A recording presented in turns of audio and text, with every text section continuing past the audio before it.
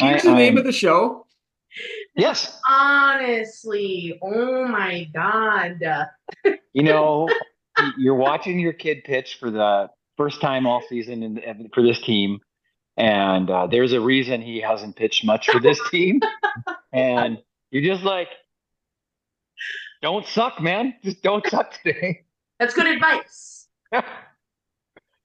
So I'm very You have sorry. two other kids that you could have watched pitch at a later date, you know? Well, I was watching. I went to part of Cam's first game, and then I went watch Evie play a soccer game where she was entirely too nice to the other team, and we had to talk Oh, about that's not the way we play sports. If we're not out there trying to kill the other team, I don't know why we're playing. And then I went back and watched the last 4 innings of Cam's other game. A plus dad work there. But you're wearing a baseball jersey, so I'm proud of you. I have lost my dugout jacket, my Grand Forks baseball, the black hoodie, the thin black hoodie. So I had to Yeah. dig through a drawer and find an old travel jersey. Well, Kyle, that's not okay. Yeah. So, well, I had backup clothes, but Well, then I lost another game to Mike Risky. So next time I'm gonna fight. do it. Oh, that's great. Good stuff. Do it. Good stuff. Do it. I'm so late today that I had to ask my wife very kindly, could you bring me down a drink when you have a moment? Even though you're putting the kids to bed and cleaning and possibly packing for me to go to somewhere else because I haven't got anything organized. Thanks so much, honey. Bye now. Yeah, I'm gonna go sit downstairs and drink and talk to my friends. Bye. I gotta go talk to my friends. So, but it's important. In Yeah, your it's case, important for sports. yeah, it's been 24 hours since you've had the opportunity, so Jess should understand. Well, yeah, I mean, it's not like I just got done hanging out with you guys last night. Right? That was prep work. Yeah. Yeah. Little post game action. We're 5-1, Corey. Nice. Should be 6 and Look at 0. you. Now I'm fearful of getting moved up. Uh-oh, it's gonna happen. It's gonna happen. We may have to sandbag that last game. Are you talking about the volleyball league or your baseball team? Volleyball. That's what I thought. I have So no yeah, idea what our you baseball record is. you're gonna want to throw that last game by a lot. Like I would suggest pre-drinking and then pre-drinking and then maybe drinking during. We get way We've better. been killing it at volleyball. Yeah. We've only lost one night, correct? Okay. Yeah. And that was we could have won that game. That is true. That's true. But we've made the rest count. And we play Now that I know we play Amanda's staff members in the last regular season game. Oh boy. Now that I know you play Wednesday nights, and my most common Wednesday night activity is bringing my daughter to soccer at that field, I may show up just to razz you. Come on over. Nobody wants to watch kids soccer. No, nobody. Trust me. No one. I watched an hour of it tonight, and I was thoroughly bored. Yeah. We always have a lot of lawn chairs and extra drinks. Drinks Nice. are must. Some teams don't drink like we drink, but that makes them losers. So We often shut the park down. yeah, that's Nice. true. Last night I was walking to my car with one of these just casually, like it was like a water or something. I like stopped and I'm like, nah, better not get in. It's about custody and control of the vehicle. I think that's how you'd say it, right, Yeah. Kyle? Right. Yeah, I think that's fair. So I stood outside of my car and finished my drink like a law-abiding citizen. Yeah. Yes. Tim And took then the you pirate crashed water your home. car into Taco Bell. That's the old Taco John's. Right. Yeah.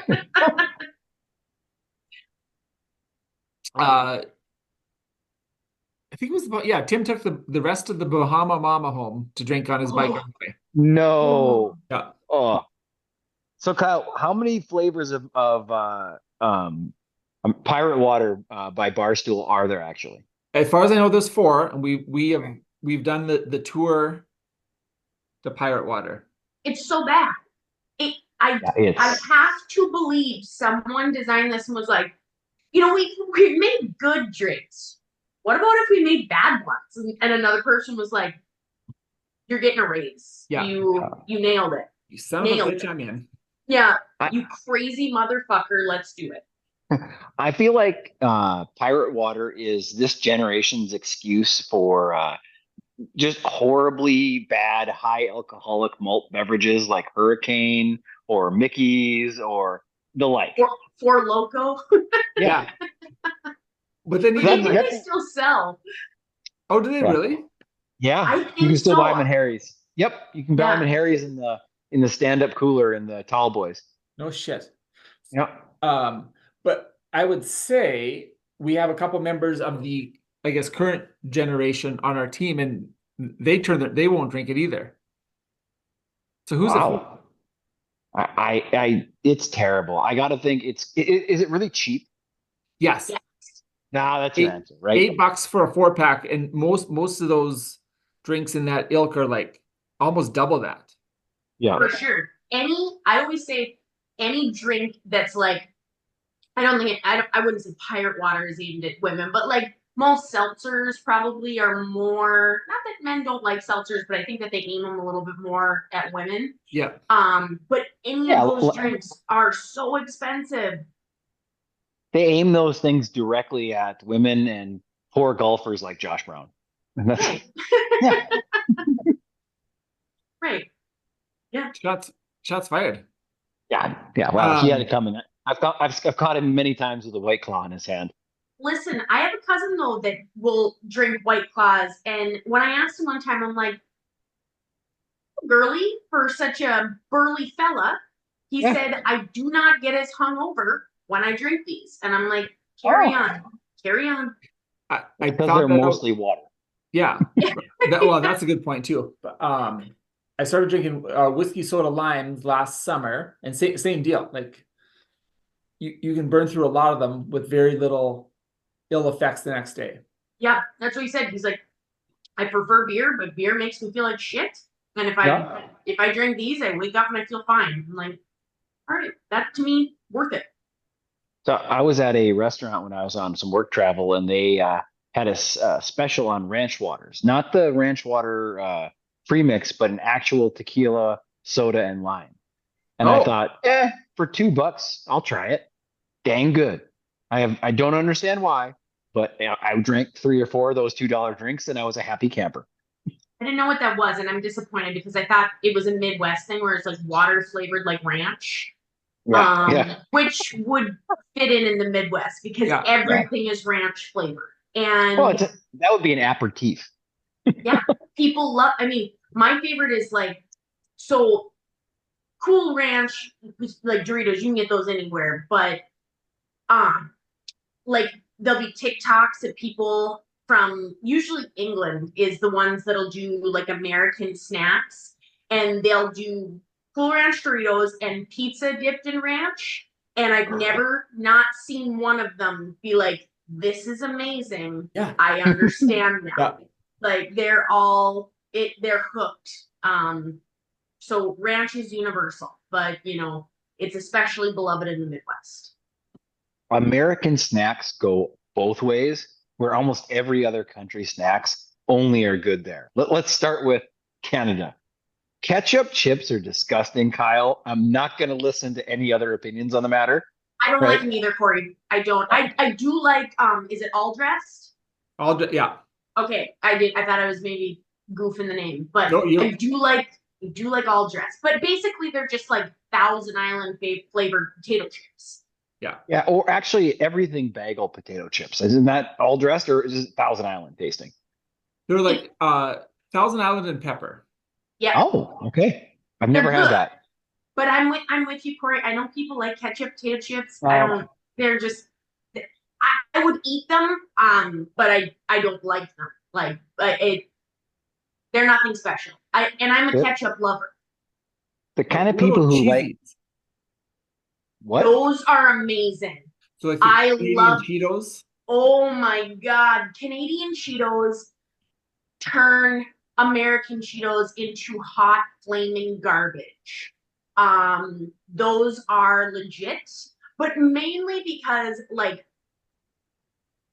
American Cheetos are not chemically identifiable, Yeah, right. and Canadian cheesies they're made with real cheese. So Yeah. shocker that they taste better, and also probably don't give you cancer. So there's that too. Pretty Do dense. they taste anything like Dots, pretzels, cheddar cheese curls? Not really. No. Dots. It's just- I like the Dots pretzels, cheddar cheese curls, Yeah. but those have more spice. Okay. Like cheesies are just good. They're really. I wish they sold. I think you can order them on Amazon. Huh. Give me something they taste like. Give me a stand-in. Just a Cheeto, but like actually tastes like cheese. Like they're Yeah. way better, and they have a nicer like crunch too. They're crunchy and dense. Like Yeah. You're very aware you're biting one. Yeah. Like they're very like good. you're eating cheese flavored twigs off of a tree, or what are we describing Right. here? No, well, they're crunchier, as Kelly says. Like they have like snap when they're you bite crunchy. them, They're not you so know? like styrofoamy. They're Uh, crunchier. I bought a bag when we were up in Winnipeg for the boys' hockey, and Matt was obsessed. Like I told him, like I heard good things about these, so I bought a whole bag, and that bag did not last. Everybody in my family was like, "These are way better. These are far superior." So Oh, sorry. I very no, briefly no, once, go ahead. represented a kid whose dad was the area rep for Old Dutch, and he brought me 100-pack box of cheesies coming Oh, through one time. And it was tremendous, it's one of the Wow. nicest things I've ever heard. right? That's a gift I would make. Yeah. That's Nice kid, nice dude, nice kid. So name smuggled the them last across the border. Threw a name the blanket last on them. Do you have anything? No, nothing here. Nothing. Don't worry about this. Yeah, this is nothing. Oh, this is a dead body, not cheesies. But when was the last snack you guys had from a different country, not within a stone's throw of our own, that was half decent? Canada's Stroopwafel. the only foreign country I've ever been to Ah, because it's not in Las Vegas. fair enough. I can't just what am I talking about? I've been to Rome, Paris. I mean, Yeah. everywhere's in Las New Vegas. York, New York. I don't even need to see the real Eiffel Tower. I've seen the Eiffel Tower. I got the experience. Thanks. Right. Yeah. You've been to the large sphere. I mean, Yeah. Yep. I've been New York. I actually have been to the actual city of New York, but it's very comparable to the casino. So yeah, you don't have Vegas. It's a one-stop destination, like you can see the damn world. So I don't know where to go from here. We somehow got into the topic of terrible snacks from Canada, and it's been a downhill spiral. well, what countries have you guys been to, and what has? Because I've heard. So my sister's been to London, and English food is horrendous. That's what I've heard. I've only been to Canada, Mexico, and a couple of the Caribbean islands myself, so I have not extensively traveled. But I can tell you the beer in many different countries is fine. Yeah. I mean, Belizean beer is actually really good. I've been to Belize. No kidding. My sister's been to Germany, and apparently the beer there is absolutely incredible. Like it's the selection, the different places. Apparently Germany's a good place to go. I've never heard anybody say, well, that sucked. Everybody I've ever talked to that's been there is like, that's a fantastic trip. Actually, I recall reading some books though, Kelly. I forget the decade. There was a group of people that did not enjoy their trip to Germany. Don't bring your wife into this, okay? See She'd if I like can it find a book too. about it. 0 stars, would not recommend. Would not Wow. recommend. Would not go back. On that note, I'd say we're really digging a hole here, but I think that's just too far. No.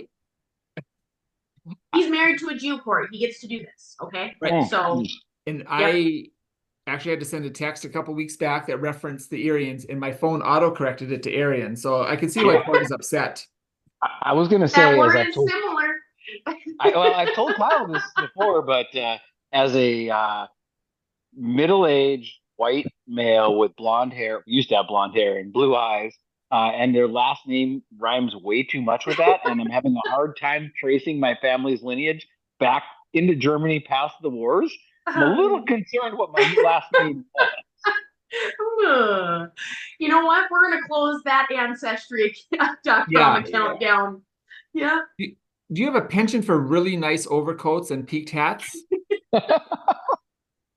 No, but I can grow a dynamite small mustache. I'm kind of great there.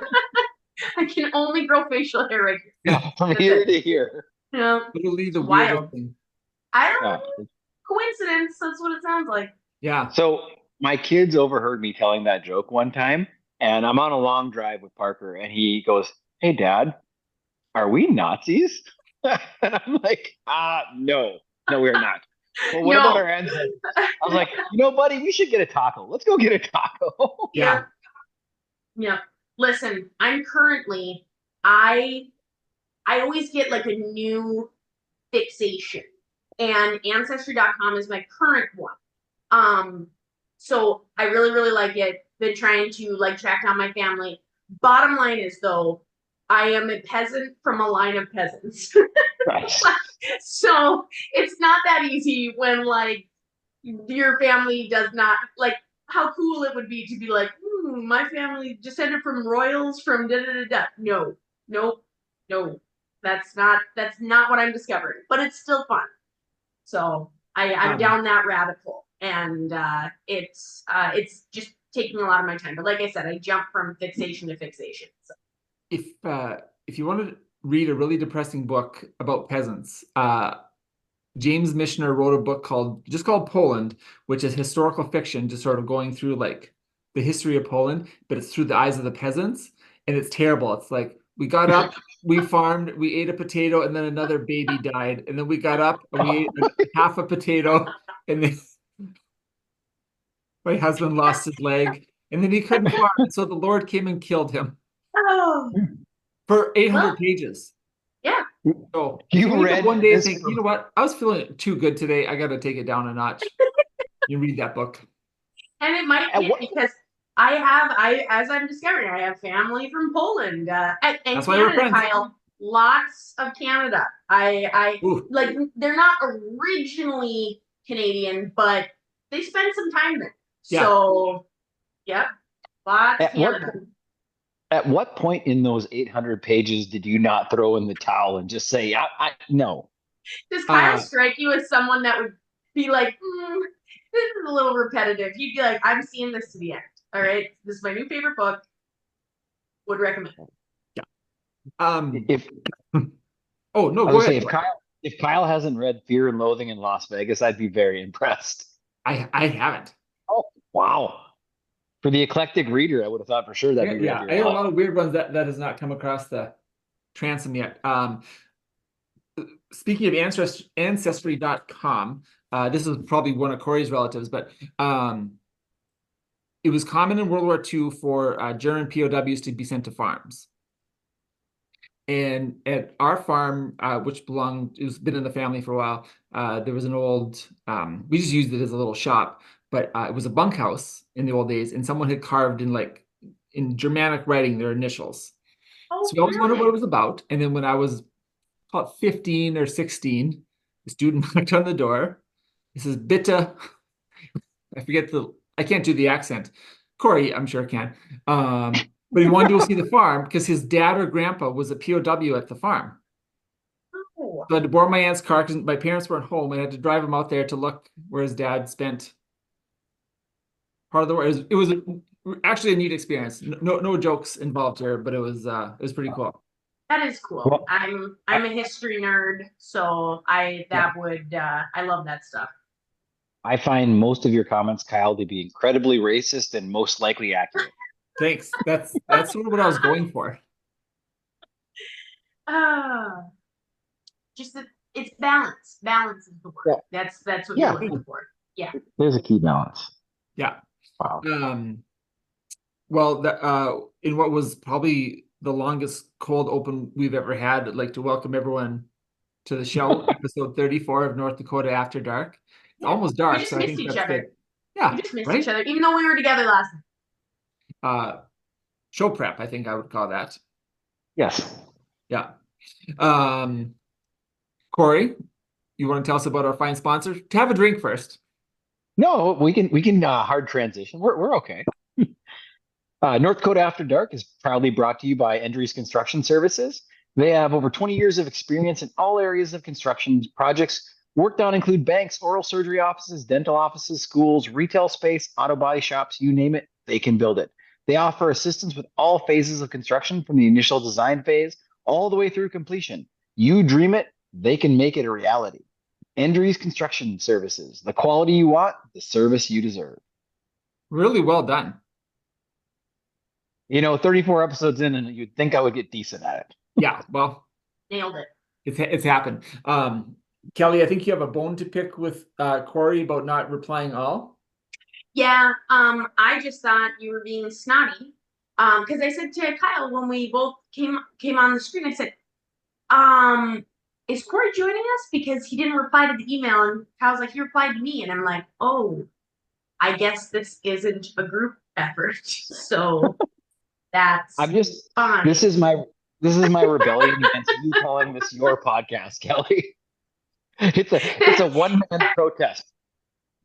Listen, I can't help what the people say, Corey. All right. I can't be asked to help that. Okay. And by people, I mean Tanner Swanson, but still that counts. That's one person. Yeah. I know they don't come here for me, but somewhere deep in the cockles of my soul, I believe there's someone on this planet who'd be like, that Corey guy? I mean, I could listen to him. I like him. My sister-in-law calls you the funny one. Nice. Right? There you go. So how many rounds of electric shock therapy has she had in her life? Well, she's from Canada, so I mean, assuming I don't know. Carry You the have one. You have to adjust for taste, but it's still nice. And metric. Like every time she uses a light switch, I'm assuming the grid there just shocks her, I'm like the boy band equivalent of a podcaster where you say, well, I'm not really big in the US, but I'm huge in Canada. Yeah. Canada, right? It's my market. Well, and now that there is an opening on the boy band tour lineup, I guess, with Timberlake getting a DUI with a lot of fun drugs in the system. Maybe you could fill in, Corey. Do tell this story, because I had heard from others that he was arrested on suspicion of DUI, but the drug information is new. You refused a breathalyzer, right? Yeah. But Kelly, I thought this one was teed up for you, but well, yeah. So you guys might know this better than me. You're lawyers, but would he have had to have done a blood test? Lawyers. I say you're not a lawyer until you have your own billboard, and I don't have one. So yeah, you guys are lawyers like Kim Kardashian's a lawyer, and I respect that. Okay. I mean that as a compliment. Okay. Yeah. We're lawyers like Machine Gun Kelly is a musical artist. Oh. That's all right. Yeah. That's all right. People still go to his concerts, Corey. That's a good point. Trash people, Kelly. Trash people. Trash people. Yeah. Garbage people versus trash people. Yep. No, so yeah, but I'm not that disappointed. I grew up in the era of NSYNC versus Backstreet Boys. And I'm a Backstreet Boy lover. So yeah, you had to pick a side. You just have to. Like I was Backstreet Boys.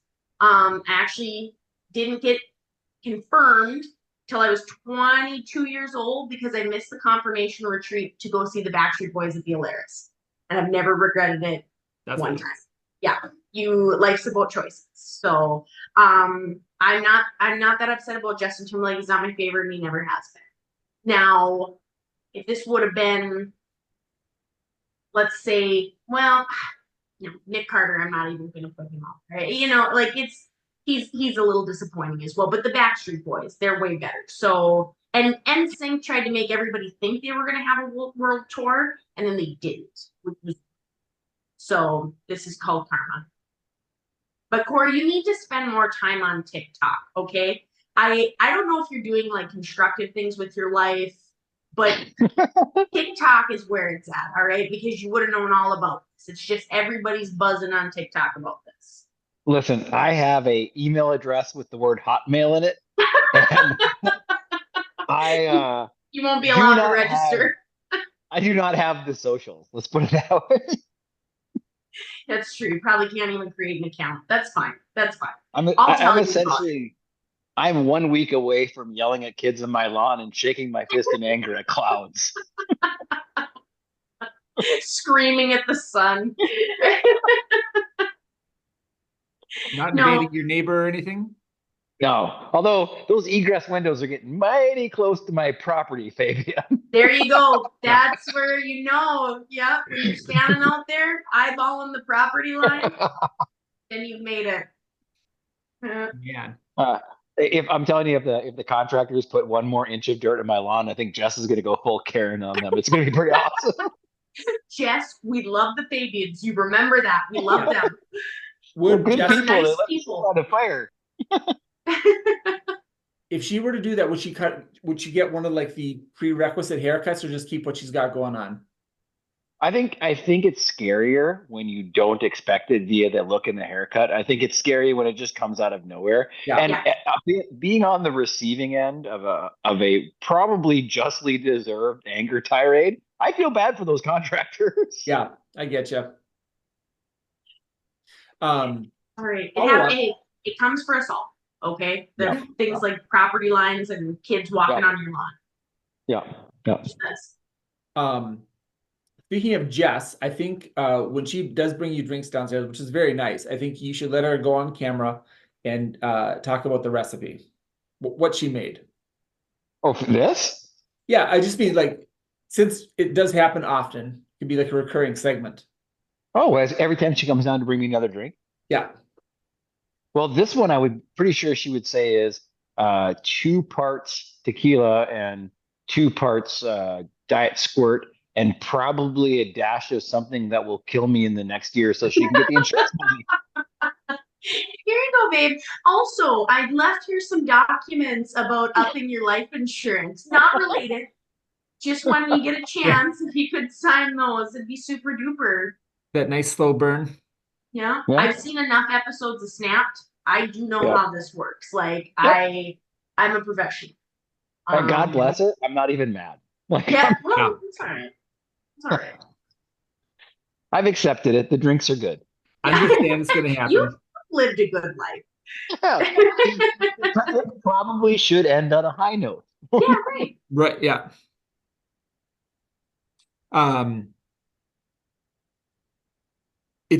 We are in the midst of the Stanley Cup final. It is ostensibly a hockey podcast. That's true. I have been careful not to talk about this with you because I anticipate, like, I don't know what it's like at the Kosher House during these games, but I don't think it's a great environment. I think probably very little talking is allowed.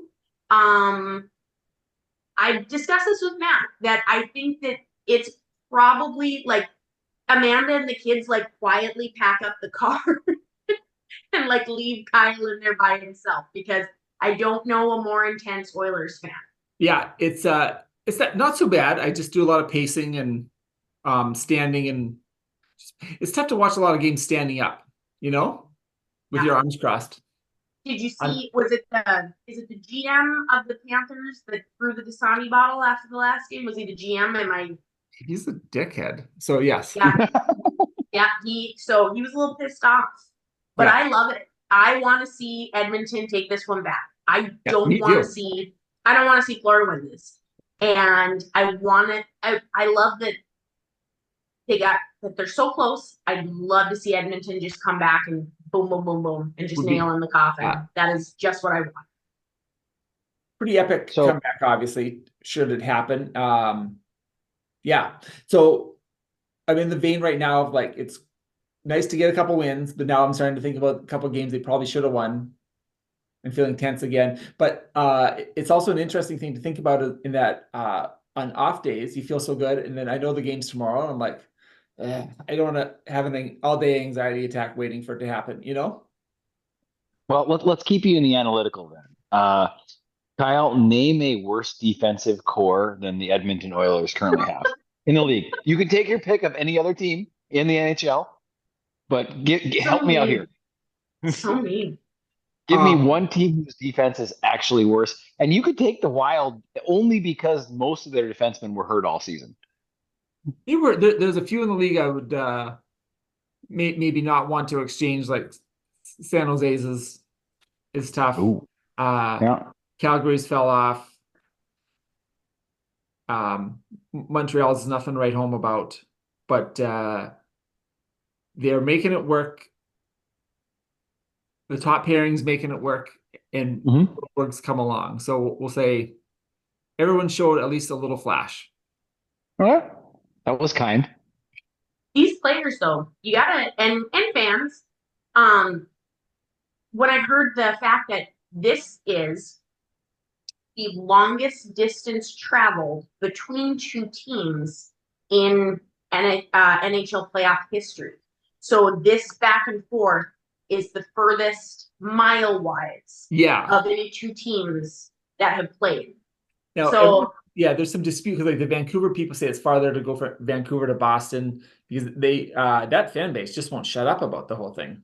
Yeah, just you're done for the season. Be quiet. You've been done 2 rounds ago. Just sit it out. But so it has actually extended the series quite a bit because they're having to go travel days, and the I know Florida had trouble getting into Edmonton. Sometimes you can't go direct, like it's in the Edmonton airport's out of town. Like it's not like you're like, oh, we'll just drop into Edmonton, and no, it's like 40 minutes to drive from the airport to downtown. So not an especially easily travel schedule. Yeah, no, I like a little drama. And I like when people are like, oh, who do you want to see win and stuff? And I'm like, I want to see Connor McDavid win. Yeah. That's the answer to that question. Not that I don't think that the Oilers as a whole deserve. I have enjoyed watching them, but it's just like he's just one of those names where you're like, if Ovechkin has one, if Crosby has one, he needs a Stanley Cup. He just does because he's just. Now I know he's not old, so he's got years ahead of him, but I want him to get it now. I want that. Nope. I had a hamster named Connor McDavid for the love of God. That's how invested we are. I want Connor McDavid to never win a championship. But there's a reason. Okay. Right? Someone as insanely gifted at one thing should never get to win. He's had every opportunity and joyous moment in his entire life. And why should he be happier than me? Just never reach the pinnacle. That's where I want him to sit. I want him to essentially go. Yeah. I want him to see the world burn. Yeah, I do. I want to see him go into retirement like the Minnesota Vikings are constantly, perpetually in status. Yeah. No, I cannot have it. I just like watching him play hockey so much. Like he's ridiculous. You can't say. And the fact that him and Draisaitl and Hyman are all on the same team is even more ludicrous. And that's why I want them to lose. I want them to lose so that a team with that much ridiculous talent can be like, I don't understand how we lost. What happened? Yeah, and like I think Draisaitl has 2 points in the series. It seems hurt, like just kind of floating around out there.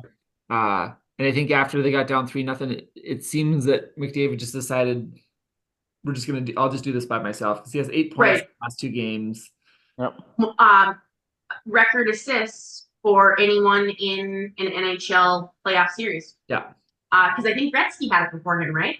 So yes, that's correct. And then he is one of 3 people to crack the 40-point.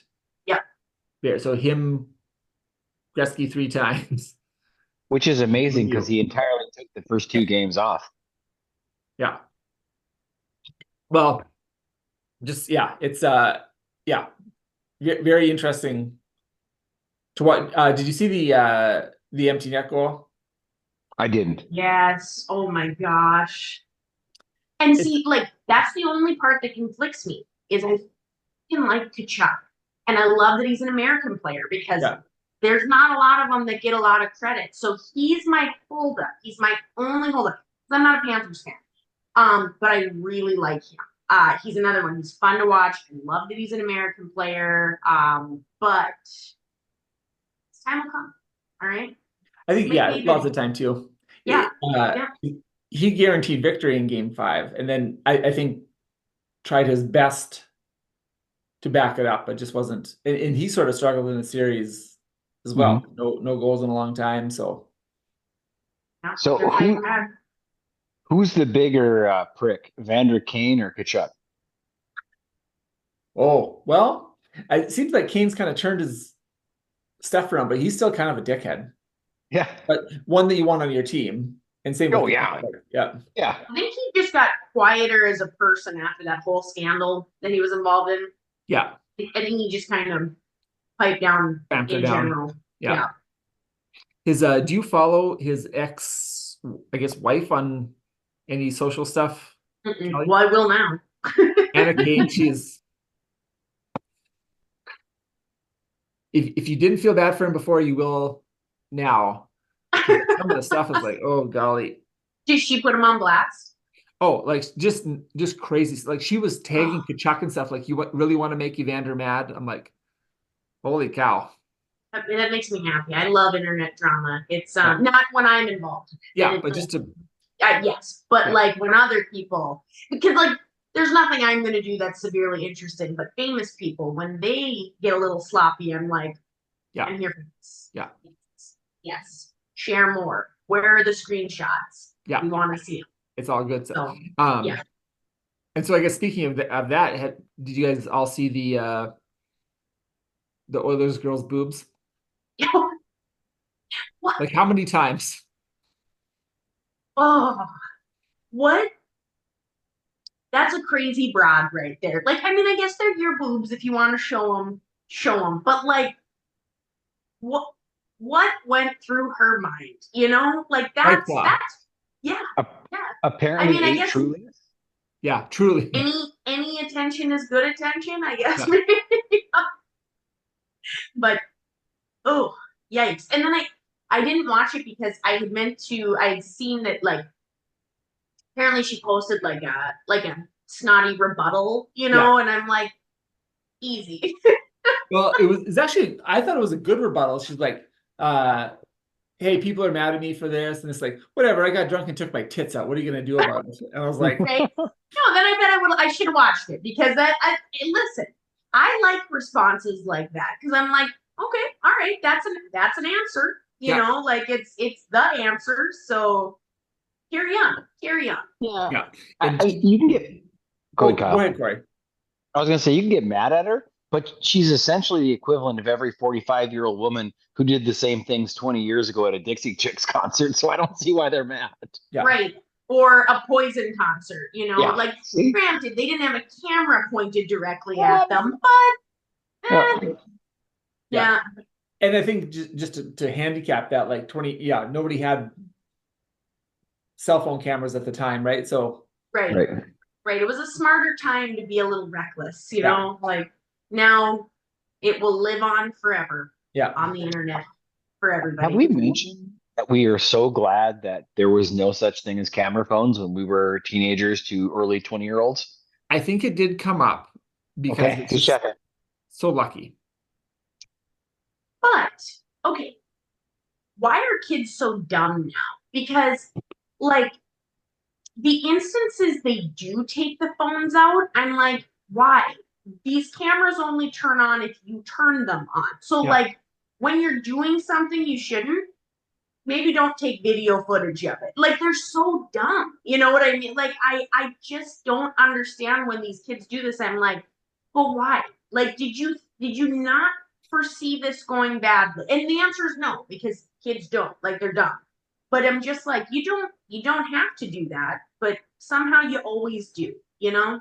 It's just seems like second nature now. Just take it out, and if anything's happening, someone's got to be recording. Yeah. Even if like, hey, this will inevitably get us all in trouble. Yeah. We'll worry about that later. I don't know if I've talked about this one in the podcast, but this reminds me of the fact that kids will put on video anything. Because did I tell you guys the story of sitting in Fargo when I got a call from a physician in town? Nope. I won't I won't use his name, but I'm sitting in Fargo at a hockey game for one my children, and I get a call from a local physician who says, "Hey, I just saw a Snapchat or TikTok, can't remember which one, of your kid throwing up at the Ralph Engelstad Arena." He's like, "Does he need something? Because they have to play tomorrow." And I was like, "I don't know what you're talking about. I'm in Fargo. Oh I my will call God. my son." So I called my son. I'm like, "Hey, are you sick?" Because I know he's at the hockey game. And my son proceeds to tell me, no, I'm not sick. I just, I got some breadsticks and I ate all my breadsticks. And then my friend didn't want his breadsticks. And then I ate all Oh, his breadsticks. And then I started to feel not good. And I ran to the bathroom and I didn't make it the whole way. So his friend, instead of helping him, videos him getting videoed sick. it. Yeah. As Yeah. And one then would. put it on the internet. Jeez Oh, Louise. Now, I got to be honest with you. Not upset with a friend. no, Honestly, no, I think no. it's pretty hilarious. But I just think Oh, it's funny that a local physician who knows me calls me and asks me if my son, which by the way, very kind of that Yeah, person no, to yeah. call and ask, so you know, nice. Yeah. but Like that's yeah, like, but hey, how are things? That's still like the whole series of events rather hilarious. just saw a video of your kid throwing up. What? And the worst What? part is One more I time? asked my I asked him, I'm like, well, what did you do? He's like, well, I tried to clean it up. And then one of the attendants came and she gave me some stuff to clean up. And she was really mad at me. Poor But Cam. poor, Sure poor should Cam, be panicked. poor attendant. Like, I feel bad for the attendant as well. Oh, It has to happen at arenas, you know what I Oh, mean? oh yeah. Yeah. boys. But I will tell you, usually it's not because at the time, 14-year-old just overeats. It's because, a 20 or 19 or 20-year-old has had too much fun Yeah. pregame. Right. Yeah, this was just genuinely breadsticks, but Yeah. still. Ugh. Ugh. Yeah. Kids are Yeah. fun. God, they're fun. Right? Kids. So Kyle, who's the guest tonight? Uh, I understood I was the guest, but I Yep. thought this might also just be a what they call an eclectic conversation. Oh, we can stay eclectic, or you can tell us. In all honesty, Kyle, I've known you for a couple years now, and I think you've got your fingers in more things than Wait, I'm professional married. bowler. No, I'm gonna have to cut that out. He's been married now. Corey, don't you dare finish that. Yeah, yeah, Kyle, for the people out there that don't know you and don't know what you're doing, because I know you're trying to avoid my idea of quasi interviewing you. Tell us a little bit about yourself. Well, Huh? I'm doing some ASL about just introducing myself via Yeah. American Sign Language. Uh, so the first thing I'm going to do is give a shout out to my Adam, which is like squirt hockey coach, whose name was Torchy. He had a real name, but just Torchy, who just died the other day. Torchy was a narcoleptic who would drive us to hockey, and as soon as we left town, he would let us drive, and we were 12. Uh, we were a 500 team, but we had so much fun because Torchy would just let us drive his car. Oh my god. Do we know how Torchy got his nickname or Nope, but was he was that 102 and he was in the deuce and he let kids drive his car. I'd like to believe it's because he tried to light a fart on fire once. Well, I'm pretty sure he farmed, but I'm pretty sure he was also an electrician. So I'm assuming oh it was from there. So R.I.P. that's Torchy. horrible. He was a lot of fun. Huh. That was a world-class deflection, Kyle. Thanks. Thanks. Yeah. Well, but that was back pre-safe sport days when you know, people could do that. We also had our bantam coach taught us how to fight and said, once you get over 50, your wiener's only for pissing, so don't get too attached. Why Oh, don't you have that tattooed somewhere on your body? I mean, like well, that's that's a lot of that's one of writing, you know what those I mean? like core memory created. Yeah. Just out of No? curiosity, Kyle, how old are you? I'm old. I'm 48 now. So Just saying, you got somewhere, 2 years left. You got actually, 2 years. You better make them count. I can't even think of that guy's name. But his kids were Oh, fighters in junior B in northern Saskatchewan. He'd bring them home and then show us how to fight people. Yeah, Kyle's the equivalent of a Roman candle that's down to its last two balls. Yeah. I still have my stories to keep me busy, Corey. Oh man. Um, yeah, well, That joke was for you, Matt Moreland. I know you're not going to listen, but that one was for you. No, he does well, listen. He does. No, are you kidding me, Matt? Feedback Moreland? yeah, No, I listened to the last episode. I'm like, yeah. that's fine. He gave me a list of questions I should have asked He thinks because his Jason name Marshall. is right here that he gets input. That's not what that means. That Yeah. just means Other way. Other way. Oh, on my screen. Yeah. Okay, There, right there there, you go. right there. Yeah. That's wild. Yeah. So in answer to your question, Corey, I'm a new American, immigrant to the country, just trying to learn how everything works here. I've been here about 20 years, came from Saskatchewan, who the Riders are 2-0. Went to law school here after you.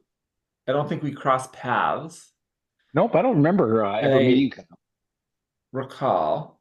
Which Did you is go to university in Canada or did you go yeah, to I went UNC? to the University of Regina, so insert jokes here. Literally, quite literally. Worked for a couple of years, went to law school. I was going to go I looked at schools in California and Michigan, and then sort of found UND by happenstance when a gentleman by the name of Mark Brixon talked me into, I'm not sure if anybody knows him but he I was know, Mark. oh yeah, super nice guy. I was actually wearing, this is a hockey related story. I was wearing an Oilers shirt. I stopped in Grand Forks for coffee on my way back from Michigan and wearing an Oilers shirt, and his son, who played basketball at UND, was friends with Matt Green, who was an Oilers draft pick. So it said, hey, don't see many Oilers shirts. And then Rest is history. yada, yada, went to school here. Met Amanda at a World Juniors game. And this, my current wife, and she and I got married, and I've been here for 20 years. Now I have a podcast, and I live near you. So, what got you into your current business in hockey? So I played, went to camp with a junior team a few times, unsuccessful. I started coaching when I was in high school. So I coached a girls team and a bantam team. And then when I got out of school, I did through nepotism, well, I guess my cousin too, but my dad's cousin was an assistant coach for a junior A team, the Weyburn Red Wings in Saskatchewan. And so I did a little bit of scouting for them, kind of kept doing that through law school. In my third year of school, I got an obscene amount of credits to be an intern for the Manitoba Moose, which involved watching TSN, drinking free Tim Hortons, and sometimes doing work for them. And then we got embarrassing amount of credits to do that on Fridays and Saturdays during 3L. And then at the end of my third year, found out. So at the time, the USHL, United States Hockey League's offices were in town through Gino Gasparini was the president. So we've had him on the show recently. And I graduated law school on a Saturday and went to work for Gino on a Monday, and then worked for the USHL for a number of years. I got to know Tom Lynn, who was with the Wild at the time, also a guest. He was their assistant general manager. So the USHL was going to move their offices in with the Wild in where they still are on, was it like Washington Avenue in St. Paul? And so we kind of worked on that. There was a leadership change at the USHL at about the same time the Wild were purchased. So Tom and I were, he was out first. He had 6 children, decided had some job offers in the NHL, but did not want, his wife specifically did not want to leave because they had 6 kids all in hockey. So kind of a tough to pick up and move to. Actually, the 2 offers were with the current finalists in the Stanley Cup, Edmonton and Florida. So kind of a little neat story. And Dwayne Rolson was one of his players, convinced him to start an agency. About a year later, I went to work for him and have been working with him ever since, about 13 or 14 years later. So agent advisor. you know, So what's the running role of sheets. an advisor? Um, kind of multifaceted. So, depending on the agency, sometimes it's a little different. So ours is what they would call a boutique agency. We only carry about 30, say 35 clients at a time. Really just the advice side of things. So, the landscape has changed quite a bit now in terms of what's allowable through the NCAA, but have sort of retained, I guess, some of those old rules where we will just essentially provide advice and guidance to players looking to further their hockey careers. And so really try and limit our clientele to those with, I guess, NHL aspirations. Just because of the business model, it's structured in such a way that there's not much of an upfront fee versus some others are structured so that there'll be a very high upfront fee, and their goal is to get you to junior or maybe to college. You know what I mean? Like it's more of a quick hitter versus a slow burn. So ours is really just kind of shepherd you through those ups and downs, from say 14 or 15 through to ideally have you ready when you're like 22 or 23. Hmm. So, and again, not decision making, but like, hey, I've got an opportunity here, opportunity there, what's best? And so just kind of weigh the pros and cons just based on a lot of it's, I would say, personal relationships, but also just sort of having seen it a few times before. Just can offer like, well, this is a bit of a soapbox, but you often see like, hey, like this team will often say this, but in reality, they don't do sometimes what they say. These guys will always, you may not like what they have to hear, but or what they tell you rather, but they're more or less true to what they say. And some kids will follow that, but it's very common also to have kids say, well, that won't happen to me. And so sometimes we'll go down that path. Not hockey players. Yeah, weird, right? Well, Yeah. those other 80 guys were different. I'm gonna break Yeah. it. So yeah, really just kind of advice, Corey, is what it breaks down to. And then also some assistance like we'll find guys video coaches, or if they're like, hey, like my skating's a deficiency, just try and help them find what they need to improve. Yeah. So how do you get involved in hockey arena consulting? So that actually goes back to the USHL as well. So as I mentioned, my current wife works for an architecture firm called JLG Architects. um her the one of the founders of the firm, a guy named Lonnie Lafine, who actually passed away a number of years ago.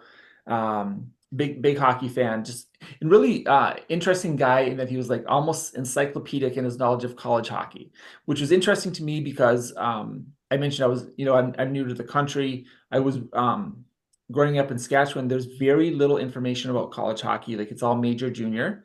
And so, starting when I moved here in 2004, like that's really when my uh college hockey knowledge start. So like it has picked up since then, obviously, but I was new to it. And so Lonnie was a good resource, and the company GLG was very small at the time, so we'd spend quite a bit of time with Lonnie, so to kind of fill you in on some of the gaps. When I went to work for the USHL, we were a real small group. There was, say, three and a half of us. Myself, so Gina was the commissioner and president, a gentleman by the name of John Garver, who kind of did, marketing, computer, like anything, a lot of the business side of things. Had a part-time accountant, and then me, who really did everything else. And so we get a lot of calls, or I guess I would get a lot of calls saying, hey, we're interested in an expansion team, but we don't have a facility. And because I knew GLG did that, kind of brought them into the fold informally at the time. And then that grew into them doing a lot of community rinks, and that turned into college rinks.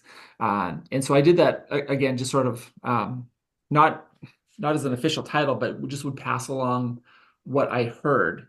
And then just before he passed away, Lonnie was thinking of retiring, and nobody else at the firm had a lot of contacts in the business. And so asked me to come on as a consultant. So really that's what I do there is, traveling in the hockey circles, you end up hearing a lot of things, going to different arenas and just making those connections where, you know, when you build the ranks, it doesn't often start with like, hey, the president of the university said like we're going to build a rink. It's like a coach is like, hey, we need a rink to compete, or the recruiting landscape and NIL, all that stuff is so tough now. You need a little bit of flash to bring recruits in, and so it'll often start with coaches. So you end up hearing that first, say, hey, we need X or Y, and then kind of turn it over to the guys like Randy Lieberg, another guest on our show, who actually do the design work. So now that I know, doesn't Marshall now work for JLG? Yeah, Jason Marshall also works for JLG. So I knew him through Tom, met him in Fargo, say 4 or 5 years ago. Kind of heard a bit of his story about went to work or play in Germany, got involved in architecture, and so I've been working on bringing him into the fold for about 4 years now. So if there's some crazy reason listeners are listening to this one and have not listened to the Jason Marshall episode, do yourself a favor, go back, listen to him. He's amazing. And Kyle, when he's in town the next time, we're all going out to dinner so we can listen to him talk again, right? 100%. JLG will pay, right? Yeah, and then Okay. I'm gonna break this to Kelly. That might be one of the times where we just take Matt to Harry's.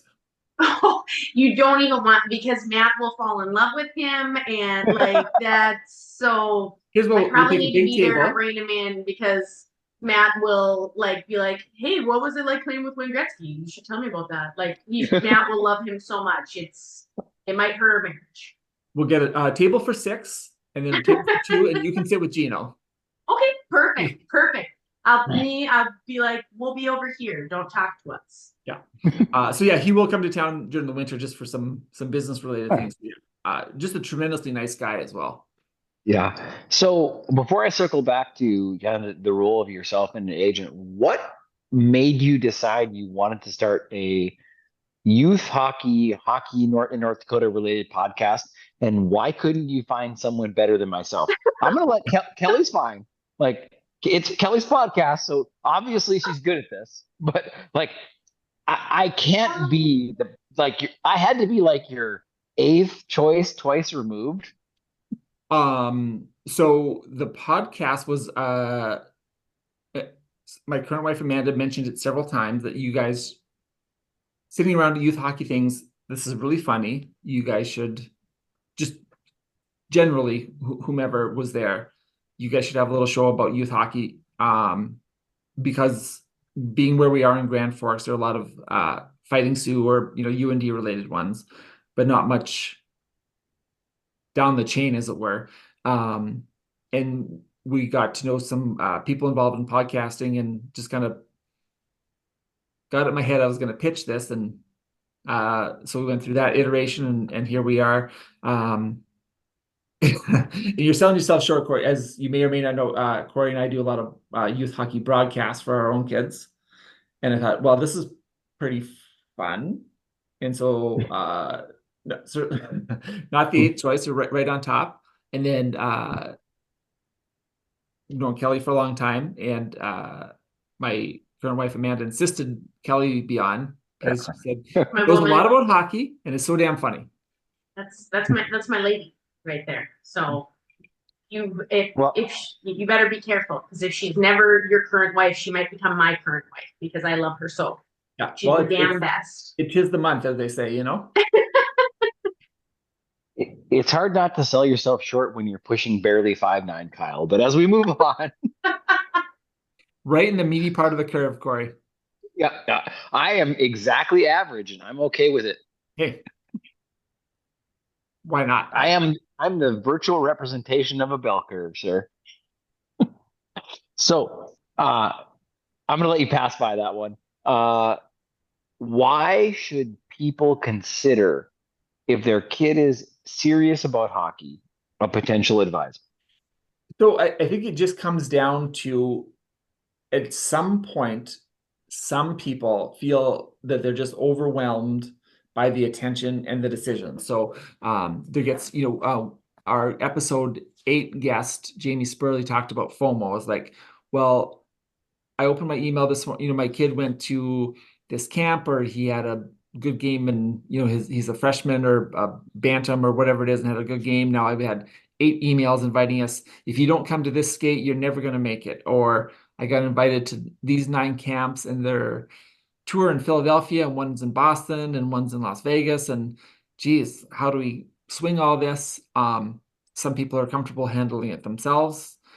Some people just at some point think, geez, I need a little help sorting through this. And so that's often when we say it's a good time. There's no like, you need to have an advisor by the time you're 14 or 15 or 16. It's just whenever you feel you need a little bit of help sorting through it. And then some people just like it for the buffer too. Like some people involved in say like the recruiting game, like you see this quite a bit with like say prep schools or AAA programs or things where you might have to leave home to go play. It's a very competitive environment. So you have throughout the country literally hundreds of different programs you can go play for, but some of those guys will come on pretty strong because there's a price tag involved. You need to get mom and dad and the player involved, and so sometimes it's just nice to have a buffer there to say, hey, please call our advisor. We'll make the decision as a group, and you can just essentially pass the buck a little bit there as well. And then on the flip side of that, you can say, hey, my son has been invited. And again, there are a lot of very good advisors that work with girls hockey players as well. We don't. I should say son and daughter. There are a lot of really good people in that vein, as I said.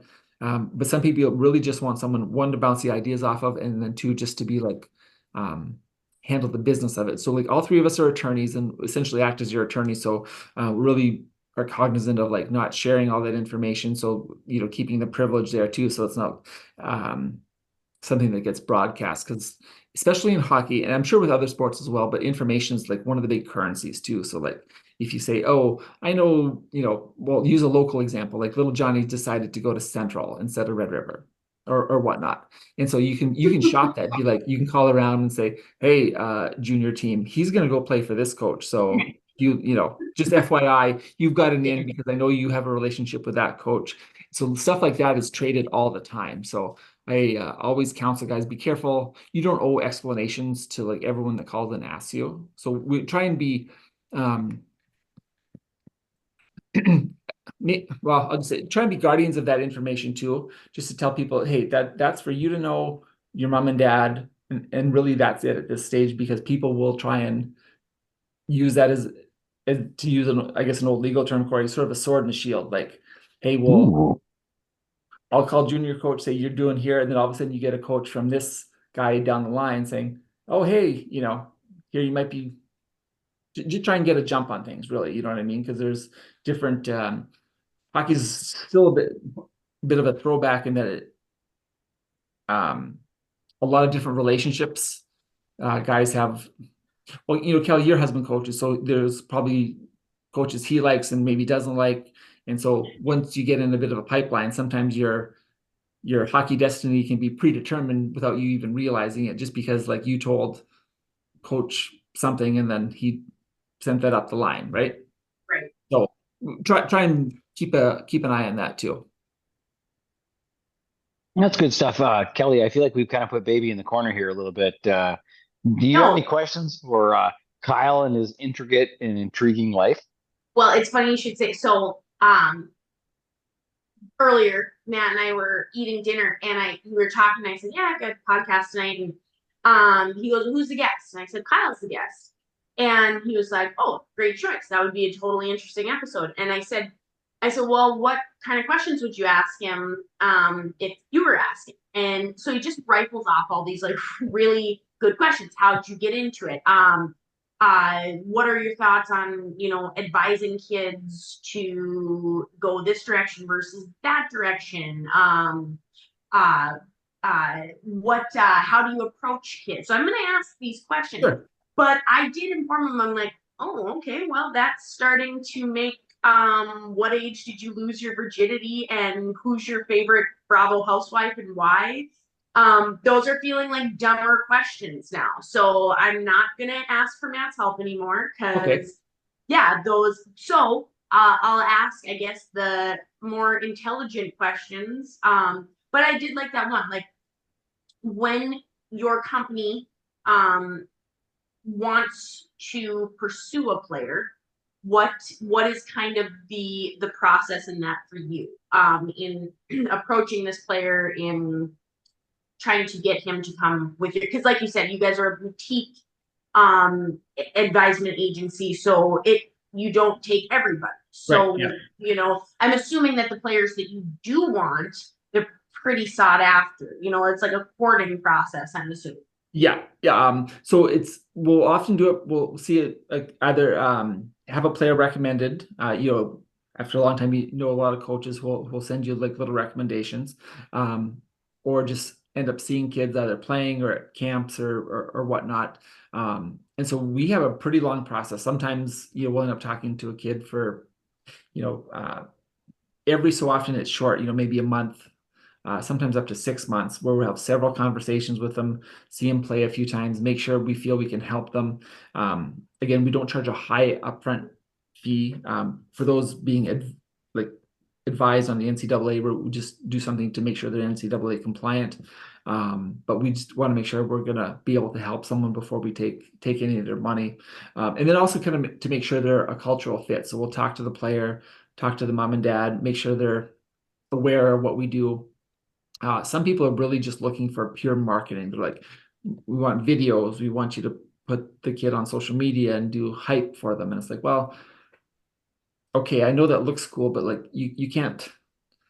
Well, our response to that is often like, you can't call up a college coach and say, hey, I know you didn't like this guy, but we represent him. Here's a video, Have you followed our TikTok?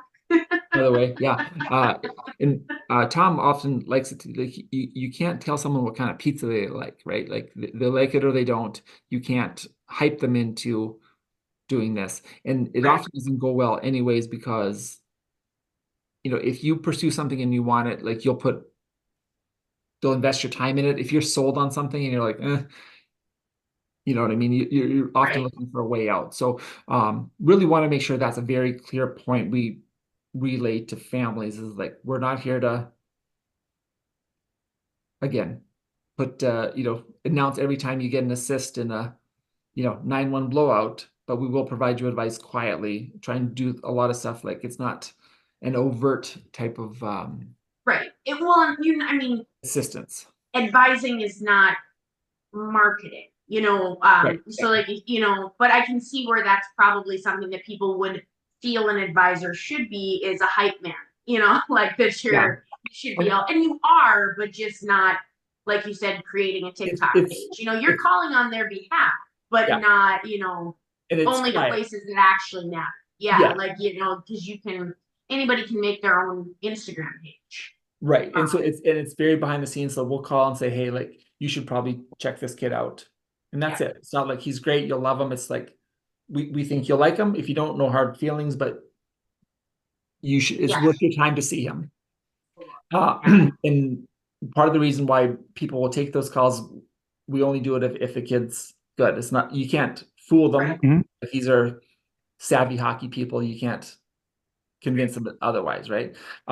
So usually I'll try and start. And so you'll find them on Twitter or Instagram or whatever it is.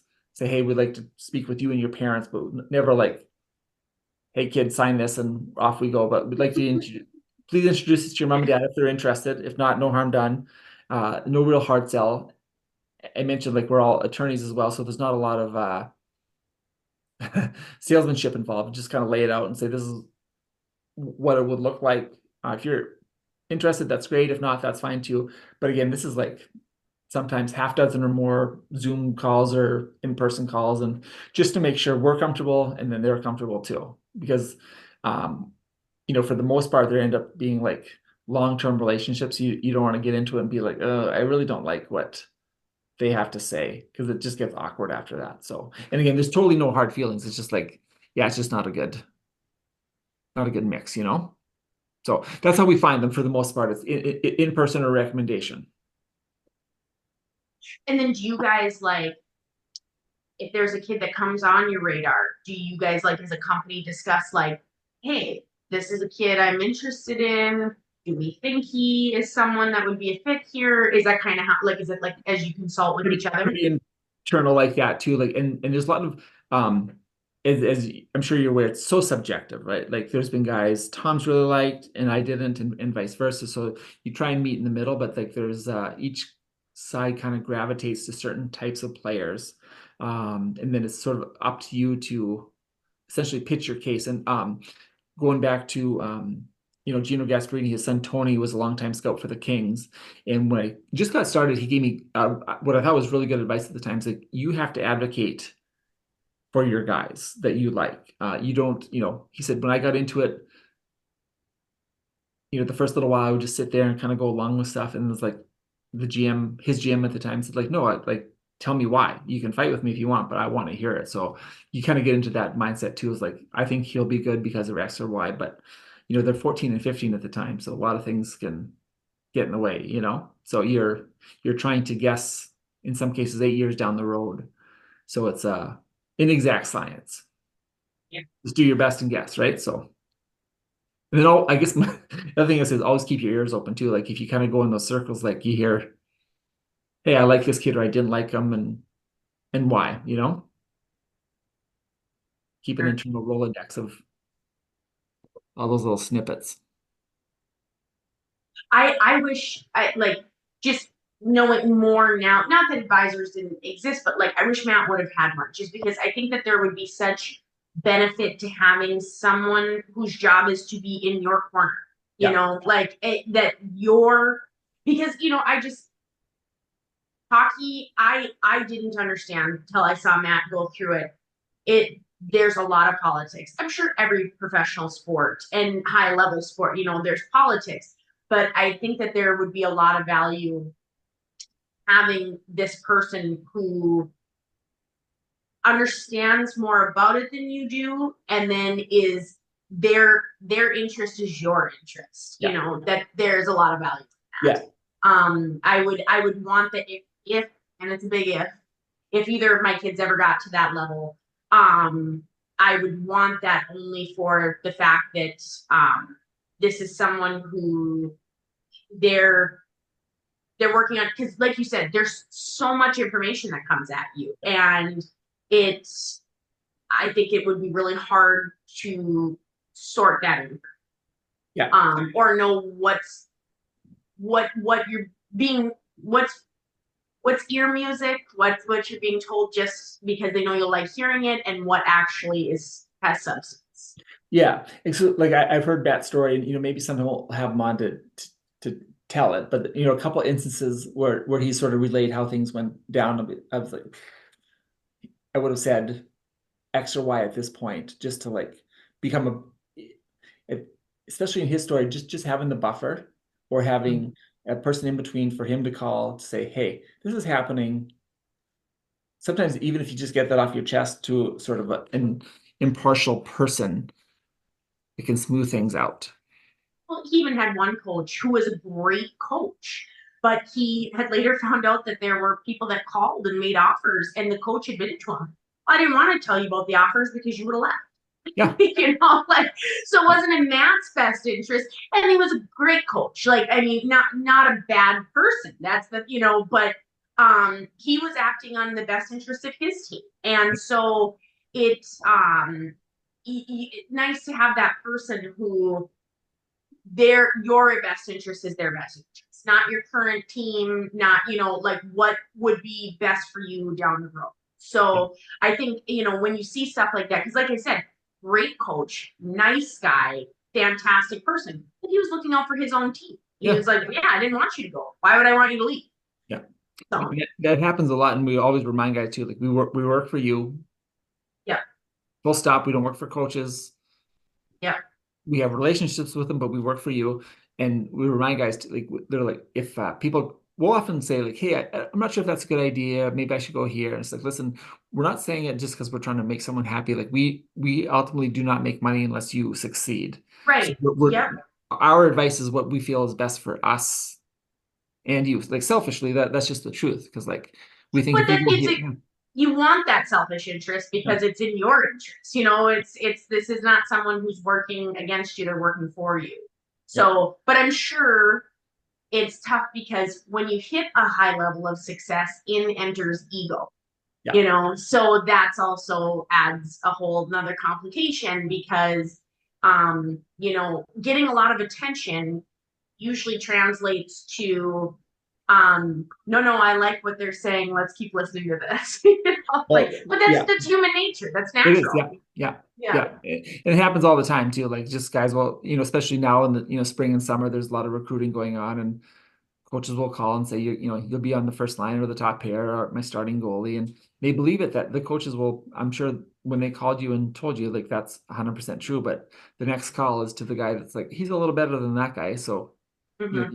the shelf life of those promises are very short. Yeah. And it's not trying to besmirch any of the guys, but that's just the nature. They need to make their No, team right. better because they want to win. Their interest is their own team, and it's supposed to be. Yeah. So, you know, I like that to have someone that is in your corner and bringing something to the table that you don't fully understand yet, and you won't understand till you've been through it or have gotten screwed over. You know, you Yeah. learn a lot from that, but if Oh you can gosh, yeah. avoid it, yeah, Well, like, you know, the coach story you told, like, there's a very famous UND goalie who had an offer to play close to home, and the agent didn't tell him because, like, I really just thought you had a better chance to make more money in the other place. And it's like yeah. they found out 10 years later and still a little cheesed about it, you know? Yeah, Yep. yeah. I mean, it's that's a hard pill to swallow, but you know, there other people are looking out for what they think is best, and so like you know, it just like and coulda, woulda, shoulda. It all you know, it's Oh, all in the past, but it would have probably you know, hey, maybe a person would have wanted to know about those offers, even if you wouldn't have taken it probably would have wanted to know. Where an agent or an advisor is going to, their job is to tell you and to make sure that you do know, you know. So it's like I said, you know, those would be those kind of instances where I think it would be so invaluable to have that advice and to have someone that's actually got their ear to the ground for you and is going to tell you yeah. when something comes up for you. And I guess the one last thing I would say there too is sometimes you can say stuff like a parent maybe can't too, because you know, we have a lot of kids that have graduated high school now and they have offers, you know, some in Canada, some in the US and all over the place.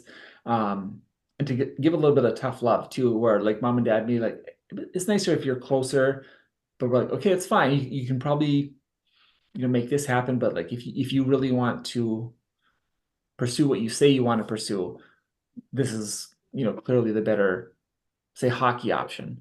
Right. And sometimes that's where the relationship, I don't want to say ends, but the kid will decide like he'll pull the shoot and like I'd like to be close to mom and dad, and that's Right. 100% fine.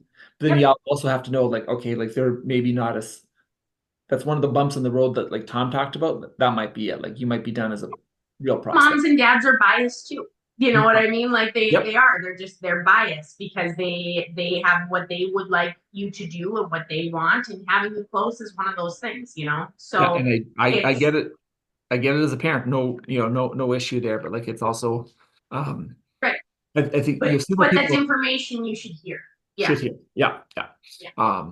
Several of our previous guests have mentioned like the skill gap now is narrow. Like kids have real good coaches as little guys. They can shoot, they can skate, they can do a lot of stuff. And so now, excuse me, now a lot of the differentiators are like off ice stuff. Like, will I move away from home to make this work? Will I stick it Right. out? Will I, if a coach yells at me, can I handle that? Right. So it's that Yeah. those are the little things you have to suss out too from our perspective.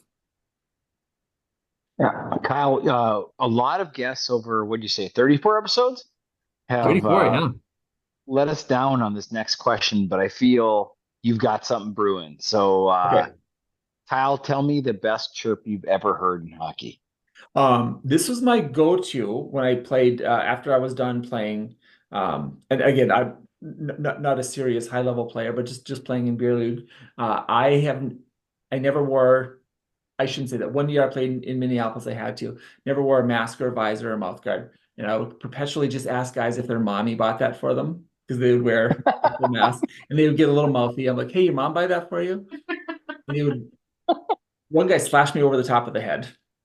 Not very nice. Yeah, right. Just a question. Best one I ever heard. So this one goes back to the very start of the episode. I was say 15 or 16 playing in a different town. We're playing. I played for a little town called Mydale, and we were playing one of the Weyburn Double A Beavers or whatever they're called. Um, we had just actually a complete wild man, a little Vietnamese guy on our team, Alex Ng, really good hockey player. Got into a scrum in front of our net, and he pushed this guy down from Weyburn, and the guy got up and goes, "Didn't we bomb you guys in World War II?" He goes, "You fucking moron. That was Japan. I'm Vietnamese." And the poor kid's like, "Oh, Crack a okay." book, bud. Yeah. Oh shit. So that was the Actually, best one I Oh. witnessed. my favorite chirp, Kyle, was one that Archie gave you. And you'll have to tell it because I'm gonna butcher it, but I love it because it's that classic, like, you can't respect what your own parent brings to, like Archie not understanding, like, his dad has immense hockey knowledge. His dad lives in the world of hockey. And what did he say to you, Kyle, when ah you guys were playing, and he said something like, well, I don't know. They'd probably pay attention, Dad, if you like actually knew something. Oh, what did Archie say to you? I'm I'll totally. tell. Do you remember it? Because I I do. laughed. I laughed Um, so hard. he helped coach Pee Wee team this year, and teams would the two Pee Wee A teams would often practice together. So the first 10 minutes, I take the goalies, went through some stuff, and boys were rolling their eyes a little bit. Not Lido was into it, but the a couple of the other kids were like not paying attention. So next day we're driving to Fargo, going to a game, and I said, "Hey, to Archie, like, I know I'm your dad, but I'm also the coach. So when I'm coach, you have to pay attention because I'm also the coach, you know." And so Archie goes, "Well, we'd probably listen if you were like a real coach and not just some random dude whose kid's a goalie." I'm like, okay, asshole. I laughed so hard. What a world class chirp by Archie. Your dad who's a hockey agent, he just doesn't know anything. Like, Yeah, Kyle, what are you even doing out here? right. Like, Yeah, you good dick. lord. So Guess if you were somebody. yeah, right. Just a random dude. Oh, Archie. God, he's wonderful. Kids. Yeah. Yeah. Nothing to take you down a notch like your kids. That And that did it. Yeah. okay, stay humble. Yeah. Right. Well, we're closing in on the over an hour. I think we're hour and 20 minutes. Kelly, any parting shots either for Kyle or for the group? Or Hmm. parting shots, questions, crumbs that are sitting out there in your mind from the long evening in Kyle's driveway last night where we made fun of everyone who showed up late. Yeah. Yeah. Everybody. Yeah. Um, my mind is a week ahead because that I get to go to Las Vegas next week. How exciting. So hopefully I've got some great stories. If they happen in the casino, because I don't typically see too far outside of that. And there's no hockey right now in Las Vegas because they didn't make the finals. But yeah, stay tuned and go Oilers. Yeah. So that's how I feel about that. The draft will be there, so you can check out the Oh, that's right. which is a lot of fun. That is, I thought about looking into that, but I didn't know. So you can buy tickets to the NFL draft, but I didn't know like what you're biting off with that, because it's a lot of rounds, and outside of like the top rounds, it's just probably not exciting. It, So uh, the Friday night first round takes a long time. It's not exciting. The other rounds are good if you are into human misery, watching these poor kids wait I am. That's like weird. I this. am. And they got So their girlfriends all charted up, and they're just sitting there, and the girlfriends get less and less interested as you roll through round 7, and like the body language is like, here's the boyfriend. yeah, yeah. There, You're I looking down at guarantee the it's six one of these rounders. What's up, on the bros? phone. Yeah. Yeah. So we'll see. So yeah, NHL draft is there. So that could be interesting, but it's also at the Sphere, and I've heard that if you enjoy motion sickness, the Yeah. Sphere is a great place to go because people complain all the time that it's really a wild ride motion sickness wise. We'll see where we wind up. You know, Yeah. like I said, I don't usually see much outside of the casino, but who knows? Maybe that'll change. We'll see. Yeah. Kyle, any parting shots for yourself? I gave the shout out to Torty. I had thought of another one I wanted to bring up today. Maybe next episode I wanted to discuss. Maybe the live episode. During the OHL playoffs, a player got suspended 5 games for calling another kid the P word. Mm. How does that happen? That's the a kid complained to the hockey ref. signature. Speaking of Artie, he calls his little brother a pussy 5 times a day. So I was No just gonna suspension. say, I can't even begin to tell you how many times Jet calls his brother that as well. Like it doesn't even faze me at this point. No, me Like either. I'm just like, okay. nope. So, Nope. we'll bring that up. Yeah. And allegedly the offended player's agent complained about it too. So I'm like, oh boy, that's a tough look. It's gonna be a long road for that kid. If that bothers you, long road. road. Like I said, that is a common term among hockey players Yes. while on the ice. Yeah, it just is. I think the girls even do. Oh yeah, they're worse. Yeah, I mean, just to be fair. So yeah, and then I guess my one piece of advice, and this one just came out in a Topher Scott email as well, as like the perseverance. So I tell kids this all the time: is every day you show up, and just show up, not improve, just show up. You're going to beat 2 or 3 guys who decided to quit or pull the chute or go to school or decide to start drinking, whatever it is. Like, so perseverance is really the key now, given like the skill development is so tight. So keep at it. And like, there's so many stories of kids that just don't even figure it out in junior till they're 20. So, you know, any little setback is really just the snapshot for the day, not indicative of anything long term. That's good note.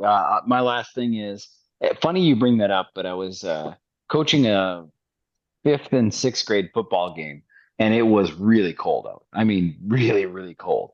And the kids are like, "Oh, why are you so happy?" I said, "I love cold football games." "Well, it's cold. It's cold. It's freezing out.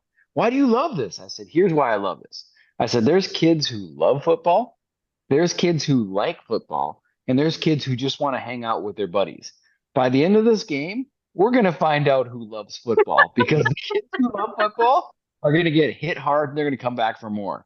But the kids who just kind of like football on a cold day, you're going to find out real quick which kids are which kids. And that's why I love it. Oh, yeah.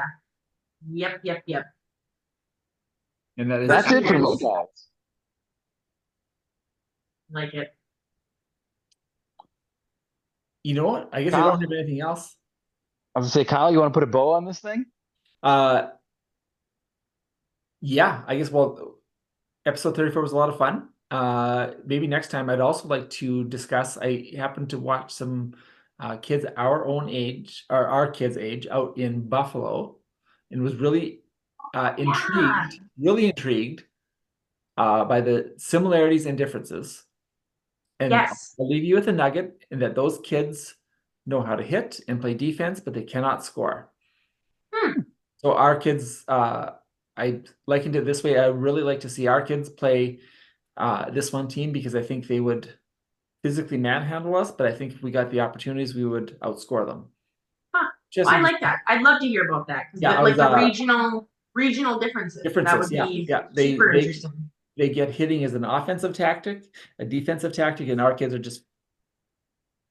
just getting into it now, but they get it. So nice. There you go. Wonderful. Yeah. Good questions. Yeah. That's it. Join us for episode 35. And then I think episode 36, the live one. Let's do it. Yeah. We should do it live from Las Vegas. Also starting a GoFundMe sponsored by Kelly, JLG. Yeah, for Kelly's Gambling Habit. If you'd like to see her stay married, consider donating. Yeah. We could do it live from Corey's garage. We could watch the construction behind us. Nice. Live from Corey's driveway. We'll watch the Fabian's construction go on. Amazing. Well, we'll stand there with a tape measure between my house and Fabian's and get recorded. Or you can hold a beer, glaring. I don't know. That looks like it might be too close. That's pretty close to the property line there, Eric. Yeah. Oh, also, go back and watch 33, the Jason Marshall episode. Well worth your time. Very, very good. And that's it. Well, guys, I would say with that, good night all. Good evening, everyone. Thank you. Good night, guys. Bye.